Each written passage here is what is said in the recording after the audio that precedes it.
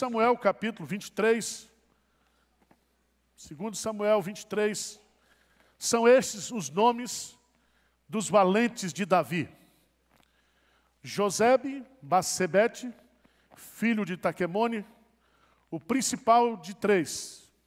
Este brandiu sua lança contra 800 e os feriu de uma vez. Depois dele, Eleazar, filho de Dodô, filho de Aoi, entre os 3 valentes que estavam com Davi, quando desafiaram os filisteus ali reunidos para a peleja, quando já se haviam retirado os filhos de Israel, ele se levantou e feriu os filisteus até lhe cansar a mão e ficar pegada à espada. Naquele dia, o Senhor efetivou grande livramento, e o povo voltou para onde Eleazar estava somente para tomar os despojos. Depois dele, Samá, filho de Agé, Pararita. Quando os filisteus se ajuntaram em Leí, onde havia um pedaço de terra cheio de lentilhas, e o povo fugia de diante dos filisteus, pôs-se Samá no meio daquele terreno e o defendeu, e feriu os filisteus, e o Senhor efetuou grande livramento. Também 3 dos 30 cabeças desceram, e no tempo da cega foram ter com Davi a caverna de Adulão, e uma tropa de filisteus se acamparam no vale dos Refaíns. Davi estava na fortaleza, e a guarnição dos filisteus em Belém. Suspirou Davi e disse: quem me dera beber água do poço que está junto à porta de Belém?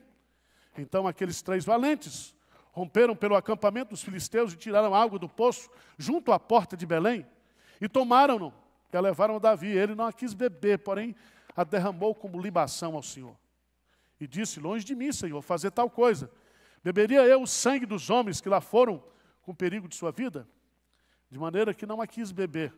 São estas as coisas que fizeram os 3 valentes. Também Abisai, irmão de Joabe, filho de Zeruia, era cabeça de 30 e alçou a sua lança contra 300 e os feriu. E tinha um nome entre os primeiros 3. Era ele mais nobre do que os 30 e era o primeiro deles. Contudo, aos primeiros 3 não chegou. Também Benaia, filho de Joiada, era homem valente de Cabzel e grande em obras. Feriu ele 2 heróis de Moabe. Desceu numa cova e nela matou um leão no tempo da neve. Matou também um egípcio, homem de grande estatura. O egípcio trazia na lança, mas Benaia o atacou com um cajado. Arrancou-lhe da mão a lança e com ela o matou. Essas coisas fez Benaia, filho de Joiada, pelo que teve nome entre os primeiros 3 valentes. Era mais nobre que os 30, porém os 3 primeiros não chegou, e Davi o pôs sobre a sua guarda. Entre os 30 figuravam Azael, irmão de Joabe, Elanã, filho de Dodô, de Belém, Sama, Arodita, Elica, Arodita, Elis, Pautita, Ira, filho de Iques, Tecoíta, Abiezé, Anatotita, Mebunai, Rusatita, Zalmon, Altita, Marai, Netfatita, Elebe, filho de Baaná, Netofatita, Itaí, filho de Ribaí, de Gibeá, dos filhos de Benjamim, Benaia, Piratonita, Idaia, do ribeiro de Gás, Abialbon, Arbazita, Azamavete, Barumita, Eliaba, Salbonita, os filhos de Jazem, Jonatas, Samá, Ararita, Aião, filho de Sará, Ararita, Elifelete, filho de Abzai, filho de Margatita, Eliã, filho de Aitofel, Gilonita, Esraí, Carmelita, Paraí, Arbita, Igal, filho de Natã, de Zobã, Bani, Gadita, Zeleque, Amonita, Naari, Berotita, o que trazia as armas de Joabe, filho de Zeruia, Ira, Itrita, Gareb, Itrita, Urias, Eteu, ao todo 37. Meus irmãos, que texto duro para pregar. Difícil, né? Mas a história de Deus, ela é escrita por valentes. Homens e mulheres valentes. Não existe estátuas, bustos de covardes e traidores. A história, ela é feita por gente que faz. E o grande desafio que eu tenho para você, à luz desse texto, olhando para os valentes de Davi, esses 37 homens valentes, é trazer essa ideia para o contexto do Novo Testamento e dizer que Deus, Jesus Cristo, precisa de pessoas valentes para que o seu reino seja implantado na terra. Abra sua Bíblia, por favor, lá em Lucas, capítulo 11, o texto da oração, e texto que eu expus aqui na escola dominical, Lucas, capítulo 11. E você vai descobrir que Jesus é quem vai usar essa expressão, aplicando a si mesmo, porque ele estava sendo acusado de expulsar demônios pelo espírito demoníaco de Beelzebu. Então, se chamaram Jesus de Beelzebu, imagine eu e você o que a turma não vai chamar.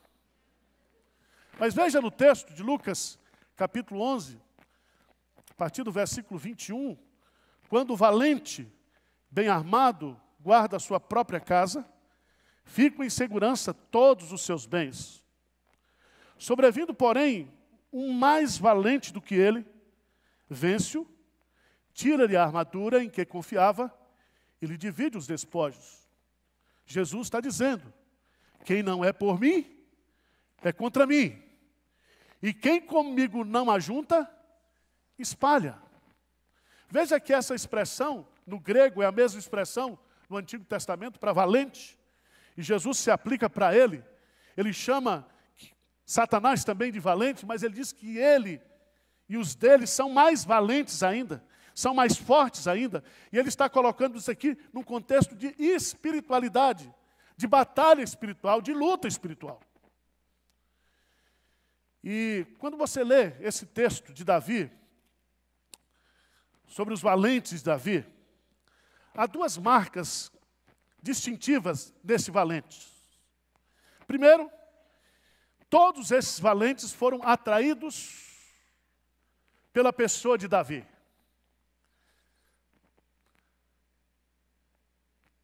A figura de Davi, a personalidade de Davi, a pessoa de Davi, atraíram esses homens. E a primeira lição que eu quero dizer para você é que todo valente de Jesus é atraído por Jesus, é chamado por Jesus, está sendo trabalhado ao caráter de Jesus, tem o poder de Jesus, e sem Jesus não pode fazer absolutamente o quê? Nada. Ser um valente de Jesus é ser atraído, é ser chamado. Outra característica que eu acho interessante é que todos esses valentes de Davi estavam comprometidos com a causa de Davi. E a causa de Davi era se estabelecer como rei em Israel. Ele já era ungido, ele já era reconhecido. Mas para que ele fosse de fato coroado, para que ele fosse empossado, houve uma luta, houve uma batalha. E meus amados irmãos, mutatis mutandis, nós olhamos para o contexto da igreja hoje, para o reino de Deus, e nós precisamos hoje de pessoas valentes, atraídas por Jesus, comprometidas com Jesus e com a causa de Jesus. Infelizmente, há muitas pessoas hoje na igreja, no ambiente evangélico, que estão comprometidas com muitas outras coisas, até consigo mesmo, com o seu bem-estar espiritual, do que com a causa de Jesus. Com a causa de Jesus. Davi, ele é um tipo de Cristo. Ele foi ungido, mas era rejeitado. Era rejeitado. Ele tinha a unção. Ele estava sendo, diante de Deus, já reconhecido como rei, mas ele foi rejeitado, ele foi perseguido. Essa figura se aplica para nós também. Nós temos um rei que está entronizado, que é Senhor de todas as coisas, mas que é rejeitado, é perseguido, é maldito. E todos aqueles que se juntam a essa causa passam a desfrutar desse sofrimento também, dessa perseguição. Mas o que me impressiona, algumas características desses valentes de Davi, que são aplicáveis para mim e para você. A primeira delas é que esses homens de Davi, eles eram de diversas origens, de famílias sem nenhuma projeção social, de cidades completamente obscuras. É o Daniel que veio lá de Mundo Novo, na Bahia, um buraco. Daniel, filho da dona Alcântara. E aqui você vai vendo, o cara era filho de Dodô. Quem é Dodô? O borracheiro? Quem é Dodô? Esse cara é um valente de Davi, mas ele não tem origem. Ele não tem projeção. Ele não tem currículo. Abra a sua Bíblia, por favor. Lá em 1 Coríntios, capítulo 1. 1 Coríntios, capítulo 1.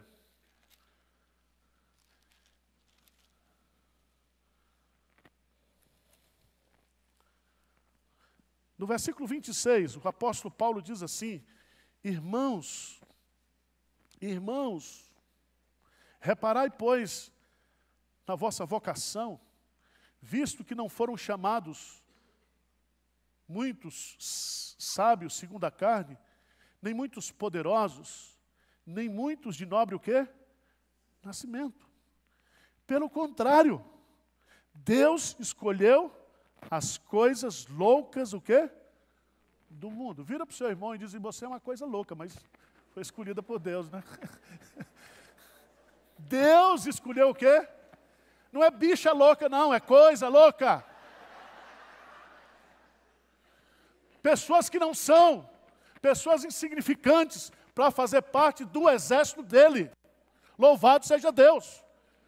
Porque nós como igreja, nós como exército de Deus, a nossa valentia não está na nossa origem, a nossa valentia não está na nossa reputação, no nosso nome. A nossa valentia é espiritual. E Deus escolheu aquelas coisas que, de fato, jamais seriam escolhidas para fazer parte de qualquer outro exército.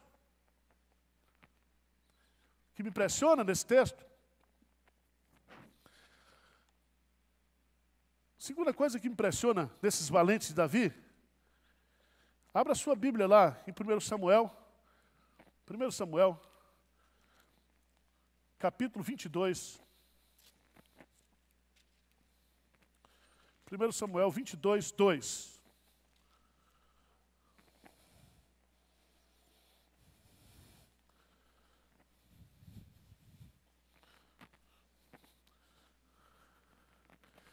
O que diz aí? 22, 2. O que diz? Ajuntaram-se a ele todos os homens que se achavam em aperto, e todo homem endividado, e todos os amargurados de espírito. E ele se fez chefe deles, e eram com eles os 400. Misericórdia.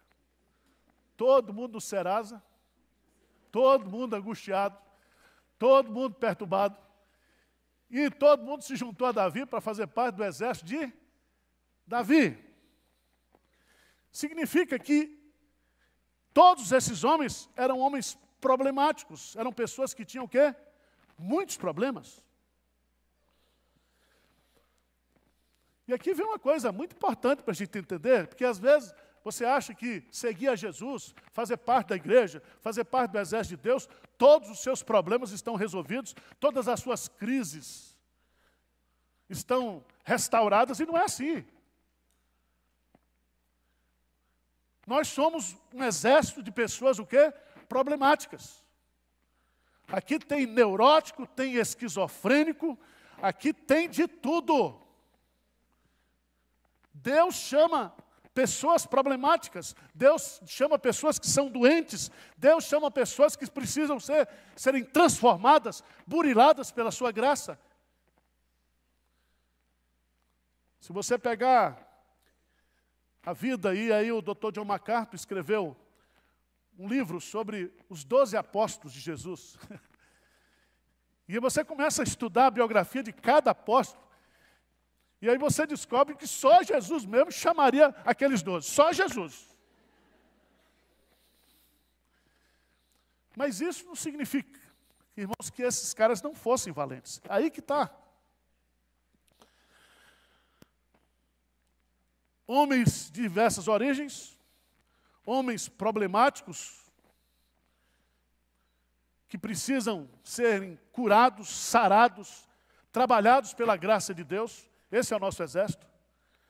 E às vezes a gente ouve na igreja, não, porque a igreja é a única que esquece os seus feridos. Não, a igreja é um hospital, só tem doente aqui.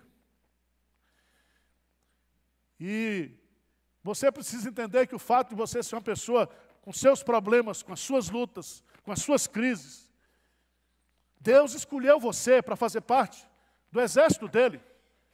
E você não pode colocar problema, você não pode colocar desgraça, situação difícil, complicações, para justificar diante de Deus que você não está fazendo a obra dele, você não está lutando por ele, você não está batalhando por ele, porque você tem problema.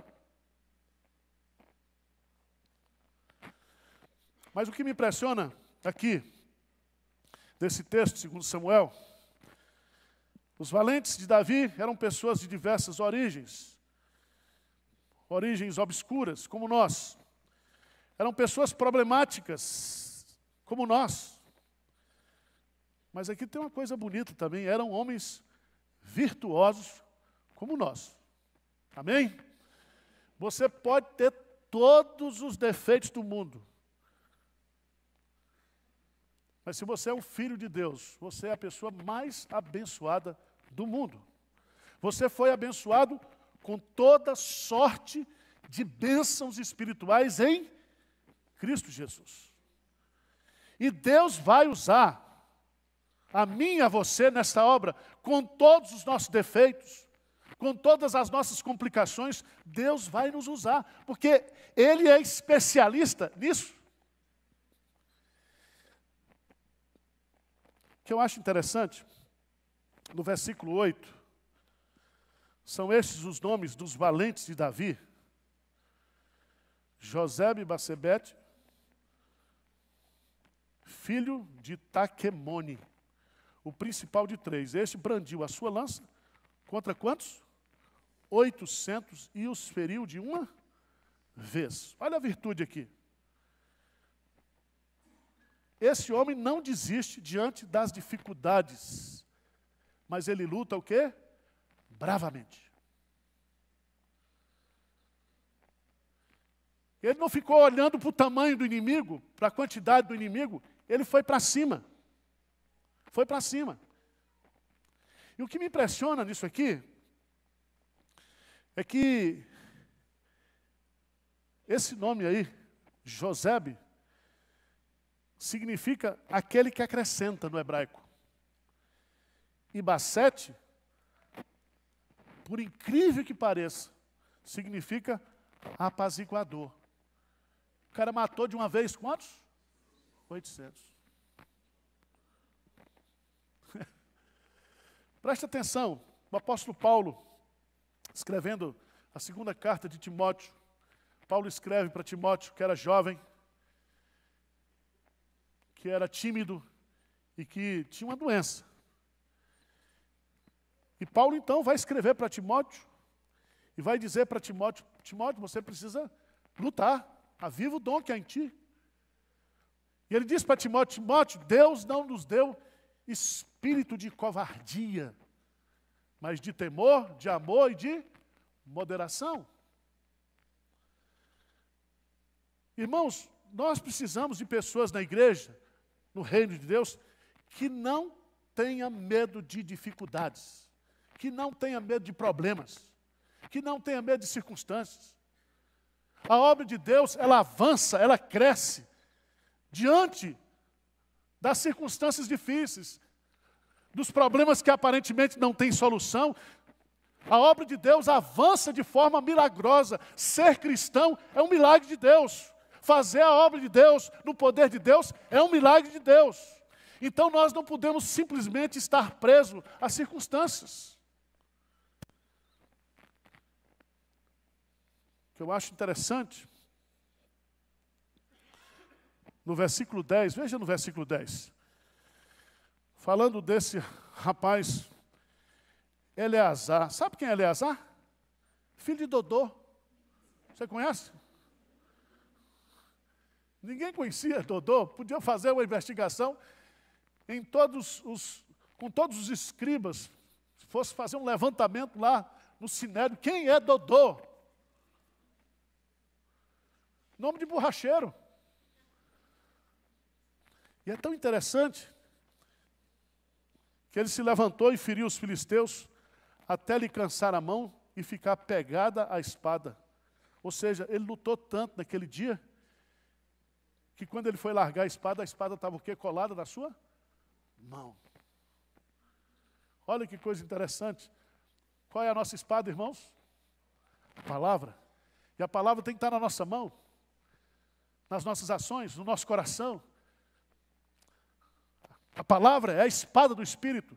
E com o poder da palavra, nós vamos vencer os nossos inimigos. Com a oração, o poder da palavra, nós vamos ver o reino de Deus crescer, pessoas sendo libertas, transformadas, vencidas. É pelo poder da palavra e com a palavra na mão que nós vamos vencer os nossos inimigos. Que o reino de Deus vai expandir, que a igreja de Deus vai crescer. E nós temos que lutar com a palavra. Mas tem umas coisas interessantes nesse texto. Veja lá, no versículo 11. Versículo 11.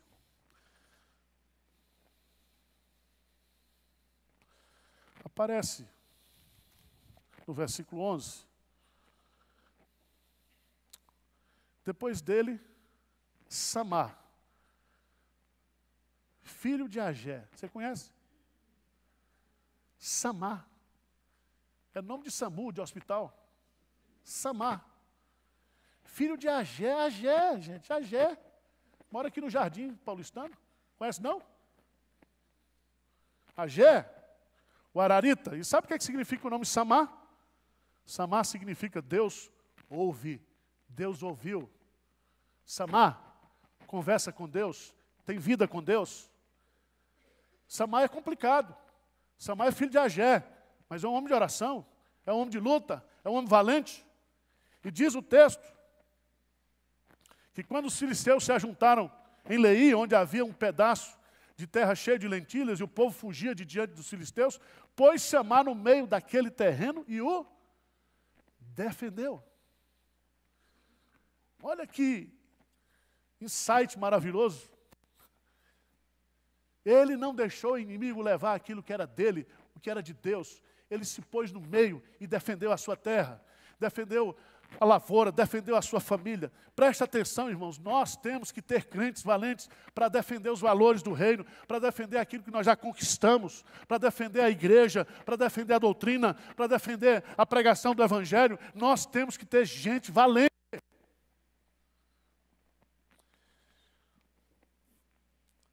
Você tem defendido aquilo que Deus tem dado para você?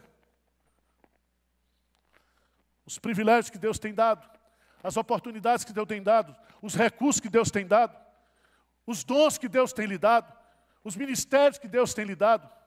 Lute! Porque o inimigo vai atacar, o inimigo vem para matar, roubar e destruir, e nós temos que ter crentes valentes para lutar em defesa do reino de Deus. Porque quem comigo não ajunta, o quê? Espalha. Jesus é direto. Versos 15 e 16. Suspirou Davi e disse: quem me dera beber água do poço que está junto à porta de Belém? Suspirou. Então aqueles 3 valentes romperam pelo acampamento dos filisteus e tiraram a água do poço junto à porta de Belém, e tomaram e a levaram a Davi. Ele não a quis beber, porém a derramou como libação ao seu Senhor. Qual é a virtude desses 3 homens? Esses 3 homens, eles estão preocupados em agradar os desejos do seu rei, do seu senhor. E para eles não há perigo, não há distância, não há circunstância, não há limitação. Eu quero agradar o meu rei. Eu quero agradar o meu Senhor. Eu quero que ele se alegre, que ele se satisfaça. Eu quero satisfazer o coração do meu Senhor. E para isso, precisa de valentia. Eles fazem com risco. Passa no meio dos filisteus. Eles vivem perigosamente, eles vão numa jornada perigosa, porque eles querem agradar o seu rei. Eles fazem além das expectativas, porque Davi não disse, ele simplesmente suspirou, ele não pediu, ele não mandou. Mas o verdadeiro valente de Deus é aquele que está sempre pronto a fazer muito mais do que é mandado na palavra, porque se nós fizermos tudo que Jesus mandou, nós ainda somos servos o quê? Inúteis. Inúteis. Eles fizeram com risco, além das expectativas, fizeram também com sacrifício, com risco de suas vidas. E Davi entendeu aquilo. E Davi entendeu que ele não poderia tomar aquela água, porque aquela água colocou em risco a vida, o sacrifício daqueles homens. E eu queria chamar a sua atenção para o que está lá em Romanos, capítulo 8, por favor. Romanos, capítulo 8.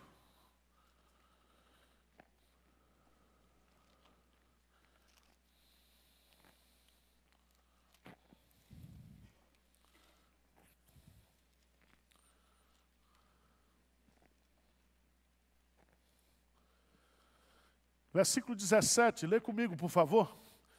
Romanos 8, 17, o que é que diz aí? Ora, se somos filhos, somos também herdeiros, herdeiros de Deus e co-herdeiros com Cristo. Se com Ele sofremos, também com Ele seremos glorificados.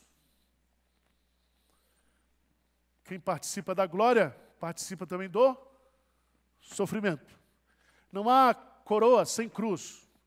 Não há glória sem luta. Nós temos que lutar pela obra de Deus. Mas eu quero encerrar, voltando para o texto, uma coisa que me impressiona nesse texto.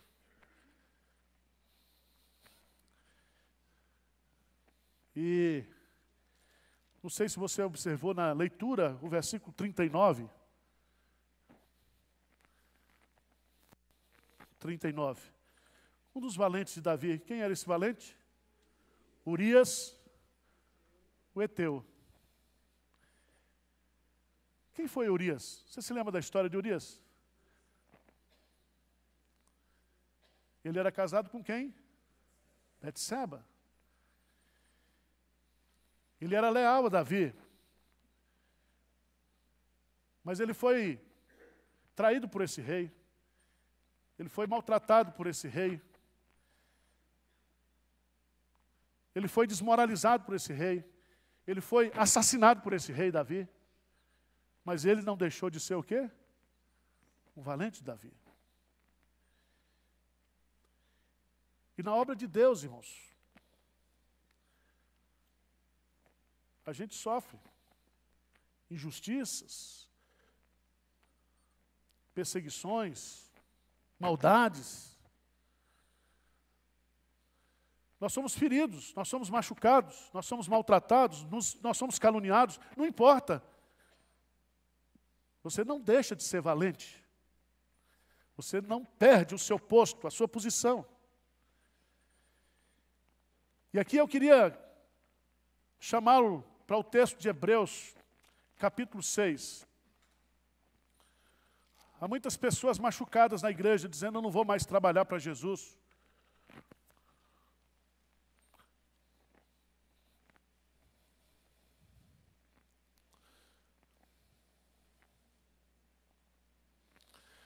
Porque eu fui maltratado.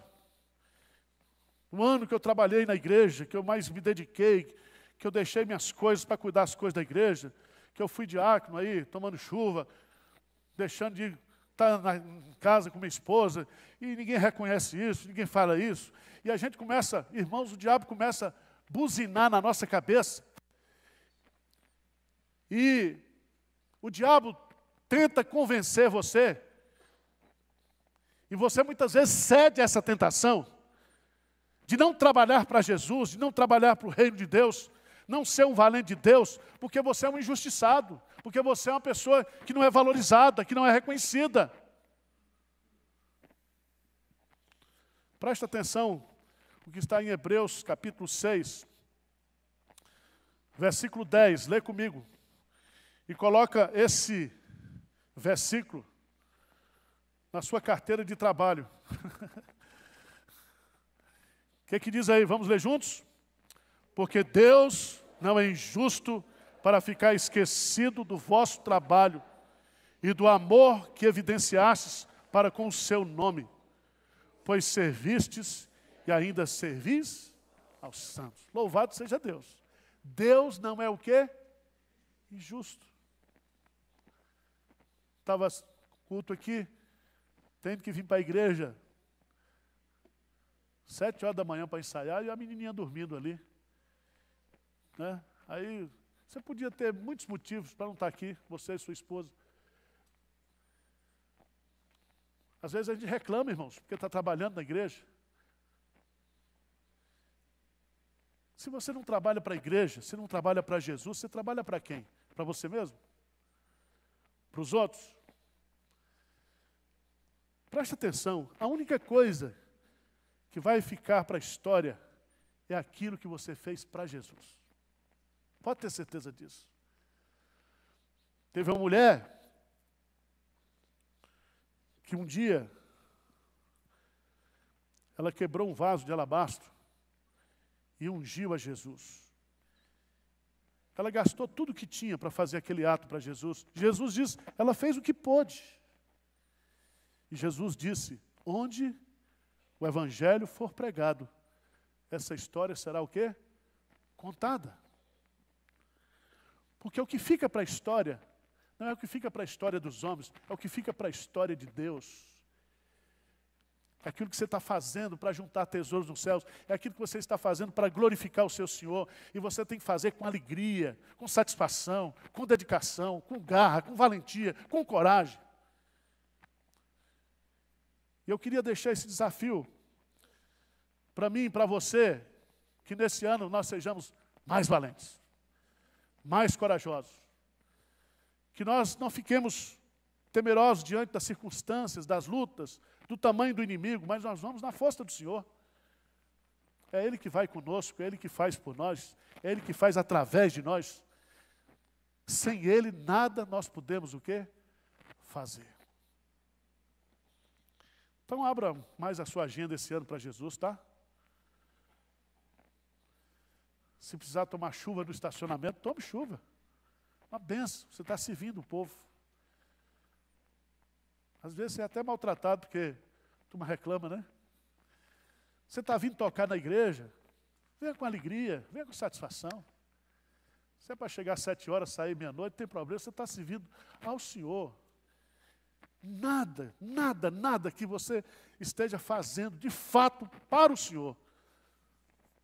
Nada. Você jamais deixará de ser recompensado. Amém? Vamos seguir.